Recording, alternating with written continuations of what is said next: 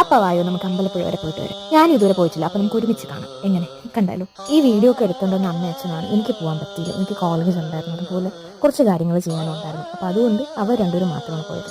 ഇത് ആക്ച്വലി അവരുടെ temple visit മാത്രമല്ല, അമ്മയ്ക്ക് PSC എക്സാം ഉണ്ടായിരുന്നു, അതിനാണ് അവർ മെയിൻലി പോയത്. ആരൊക്കെ പറഞ്ഞ് ഞാൻ കേട്ടിട്ടുണ്ട്, നമ്മൾ മാത്രം ആഗ്രഹിച്ചാൽ പോലെ മുപ്പുകൾ വിചാരിക്കണമെങ്കിലേ നമുക്ക് കാണാൻ പറ്റുള്ളൂ. പക്ഷെ എൻ്റെ കാര്യത്തിൽ അത് ശരിയാണെന്ന് യുവതി വ്യക്തമായി തെളിയിച്ചിരിക്കുന്നു. എൻ്റെ കാര്യത്തിൽ പക്ഷേ എനിക്ക് കുറേ പരീക്ഷണങ്ങളാണ്. ഇതുപോലെയാണ് എനിക്ക് ഗുരുവായൂർ പോകാനും കുറേ പ്രാവശ്യമായിട്ട് ഞങ്ങൾ ട്രൈ ചെയ്തുകൊണ്ടിരുന്നത്. ലാസ്റ്റ് എനിക്ക് അവിടെ പ്രോഗ്രാം വന്ന് പോയ വഴിക്ക് എനിക്ക് വൈറൽ ഫീവറായി.